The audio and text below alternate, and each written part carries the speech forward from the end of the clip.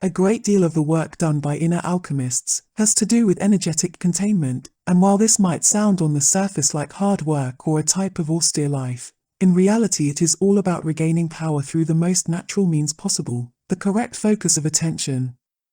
And it is the case that as this kind of correct focus becomes more conscious, more sustained, relentless, it can and does bring power to the inner alchemist, and with power, with the complete inner knowing that you are free, and that you have the possibility to do more, to act, there comes over the practitioner this feeling of utter joy and relaxation. In that sense then, energetic containment is a joyous act that increases the possibilities of the inner alchemist in every way, and in doing so, energetic containment is a source of relaxation, not work, not fatigue, but power. For the most part, some might imagine, rightfully so perhaps due to the words that must be used, that energetic containment just means the ability to work on the self, for the sake of the self alone, and that it involves the action of distancing yourself from everything and everyone else, like trying to stay as far away from the rest of the world as possible. This is certainly one way, or one aspect, let's say, of energetic containment, and the parallels of this can be seen in the holy hermit, that detaches from humanity to live in a lonely forest or a cave somewhere. But as I have pointed out in my book, Overcoming the Archon through Alchemy, there is a point when the world does catch up to you, and no matter how far you may run, there may be a time when your containment skills are such that the world at large will and does eventually invade your personal island. For that reason, energetic containment must also include within the techniques involved the ability to stop the world at large from actively taking the inner alchemist's energy. In other words, the world is, at least from the inner alchemist's point of view, a predatory world, and as such a great deal of focus of attention needs to be applied to the ability to fight back against that predation. You can't just run, at some point you will most likely have to fight back, or at the very least defend against the predation that is the foundation of the gravity of this world. Generally speaking, most people can understand the concept of predator and prey.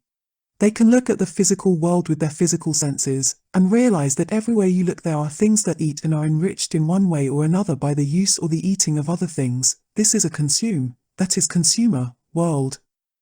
There is a beautiful symbiosis there, when one looks at the big picture, a wholeness that is directly perceivable where all of nature gives and takes in equal measure. But this big picture should not obscure the fact that at a smaller individual level, you must take, and the world does take, and all this taking can at times be very unpleasant from that individual point of view, and indeed, a great deal of our evolution has to do with us finding more balanced ways to take and to give back. One way that inner alchemists try to find that balance is to develop ways to deal with the taking by the world, the predation of the world. To begin in this endeavor, an inner alchemist begins to learn to perceive energy more directly, which, as I have said, may be called seeing or using the inner senses. So, an inner alchemist, due to the fact that they can use their inner senses, which are far more powerful than just the outer physical ones, can see that there is much more to life than just the physical, and having the possibility to see beyond the physical, they realize that there are more things out there, more predators, invisible predators from the physical senses point of view, that an individual needs to defend against, in the most proactive manner possible if they know what is good for them. I have described these non-organic predatory beings at length in my book, The Vampire's Way to Psychic Self-Defense, and I will leave a link to it in the video description below if you are interested. Anyway, in the Vampire's Way book I mentioned that these non-organic predatory beings can come in many shapes and sizes, and that they, at least when they are large enough, can attain a complexity that is hard for the human mind to grasp. What this means is that these larger and far more complex non-organic predatory life forms can sometimes have an intellectual complexity and a power level that is difficult for the average human being to fully understand. There are many that have known about these non-organic predators, and they have discussed them at length within their certain occult traditions. What is seldom mentioned though, I think anyway, is that these predatory non-organic life forms have chameleon-like properties, and the vastness of their intellects are such that they have the possibility of tricking the human mind quite easily. What this means is that these non-organic predators can be sort of like shapeshifters, in that they can trick a person into believing that they are one thing, while in reality they are something else. And the vastness of their mental resources is such that they can think much farther ahead than a person, and begin to take odd and seemingly quite positive action that may in the long run trick that person into doing something that was at the time quite unsuspected and seemingly leading to good places, but is in fact a way to trick and take. Now, I am not trying to say here that certain things do not exist, that for example a Bigfoot or a true otherworld alien is not real. I am also not saying that angels and that the goodness of such light beings is not real. What I am saying though is that on some occasions, some of these phenomena that is believed to be a certain thing, can be something else entirely, a predator in disguise, a wolf in sheep's clothing as it were. For that reason, inner alchemists believe that it is most important that an individual learns to perceive energy directly, use the inner senses as I have mentioned, because if they cannot do this, they can oftentimes be easily fooled into thinking that a certain thing is benign in nature, or that certain things such as non-organic beings could not possibly, rationally, exist. For the inner alchemist, non-organic life is quite real, and some of those beings can at times be a predator in hiding, that will do anything in the most ruthless fashion possible, to take all that it desires from the inner alchemist or from anyone else. This basically means that the beautiful flower over there might not just be poisonous, it might actually be a predator in disguise that will ensnare the unwary and break any energetic containment that they might have had, draining them of every ounce of living vitality. In relation to this video, what this means is that there are times, and this is not always of course, just certain times, when a person can be fooled into thinking that they are dealing with a benign being, perhaps a very powerful light being like an angel, while in reality what they are actually confronting is a predatory being, who is ruthlessly trying to take instead of help.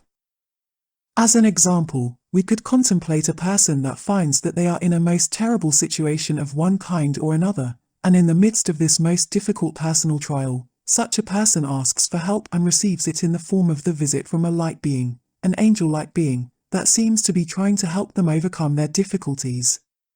To someone who cannot see, such an encounter may seem like a wonderful life-saving miracle perhaps. But an inner alchemist is a born paranoid in most ways, so they know, through the exercise of that paranoia and deep curiosity, that there is far more to the world than the rational view. For that reason, they eventually are led to the inevitability of learning to see, and when they can perceive with their inner senses and see beyond just what the physical senses are telling them, they directly know that non-organic predatory beings can, as I have said, trick the human mind. The inner alchemist that can see, can perceive directly that this being might be a chameleon-like predator, and it could try to trick a person into believing that they are meeting an angel, while in reality this supposed angel is actually a kind of devil that is only interested in causing them more strife and pain, so that this predator might gorge itself on that person's spent emotional vitality. Such a trickster would appear to be goodness incarnate, but soon after this initial encounter, such a being would begin to tax the person in need in whatever way, to induce as much emotion as possible. Now, this emotion can be highly negative, or at times even highly loving to the point of ecstatically positive. This is very important, and this is something that a person needs to be careful about, something that is seldom discussed enough I feel. This trickster, hiding itself as an angel, might even use incredibly intense ecstatically loving emotions to try and elicit from a person as much emotion as possible, so that after such an intensity a person might feel completely drained, but in the end, they have not been helped in any real way at all. The purpose of all of this is to elicit emotion because all such emotion is food to this predator, and for that reason this predator will use any trick available to it, in order to induce as much hyper-intense emotion of any kind in the person. They will then ruthlessly feed on that emotion, and drain that person as much as they can, before they depart and leave that person utterly exhausted, but without providing any real help at all. If a person cannot see like an inner alchemist can see, then a good way to understand when one is dealing with such a trickster predator, is to note that at the end of such an interaction, there is little in the form of actual help given. What I mean by this is that even though a great deal of emotional trial and tribulation might have occurred, such an interaction does not in the end help the individual person in any meaningful way, it just leaves them exhausted. A good way to discover whether you are dealing with a trickster or an actual light being therefore, is to note if this interaction seems to be just a big emotional upheaval, as opposed to anything positive or anything more concrete. If such an interaction is for the most part just emotional intensity and nothing else, then you could quite possibly be confronting a trickster non-organic predatory life form. If on the other hand this experience truly does resolve issues and is quite helpful, then you are most likely dealing with the real thing. Such a helpful distinction can even be used if you are confronted by such things as a Bigfoot, an alien, or many of the other cryptids that a random person or a paranormal investigator might run into. You want to see a ghost or a Bigfoot, so the trickster tricks you and you see what it wants you to see, what you truly wish to see, along with a heap of intense emotion that it takes as its payment, but in the end, unless you really love the show, you have lost a great deal of vitality and have found only illusions, no real evidence or even truly solid physical clues. My personal belief as an inner alchemist is that the best way to truly understand the nature of such cryptic encounters is to learn how to perceive energy directly, or at the very least begin to take the notion of non-organic predatory life forms very seriously. And most importantly, I feel that all people that often encounter such paranormal other beings should know how to use inner alchemy techniques, so that, knowing or suspecting that you are indeed facing a predatory entity, you begin to use powerful techniques to not only fight off such predation, but also take from the takers. This is accomplished by mastering techniques that can allow you to pull energy from them in the same way that they are trying to pull energy from you. I discuss these techniques, along with the nature of these non-organic predators, at length in the book, The Vampire's Way, mentioned at the beginning of this video. But as the crux of the information presented here, I want you to consider the possibility that the angel that you see just might be a devil, and that the way to know which is to notice if this interaction that you are having is truly helpful, or if it is just emotionally draining without much in the way of actual concrete assistance. If you are losing vitality but are getting nothing truly solid from the encounter, then it is quite likely that you are dealing with a predator, not a helper. Life is far more varied than the current rational reality map believes possible. We are not the apex predator that we feel we are. We do not stand tall at the tip of some evolutionary tree like mighty gods, as the current rational worldview says. Instead, we fit into a hierarchy of existence that in its complexity does not just include the organic and the physical, but also the non-organic, which encapsulates complexities of such vast proportions that humanity in its hubris might just go insane if it were able to truly discover the true nature of cosmic reality.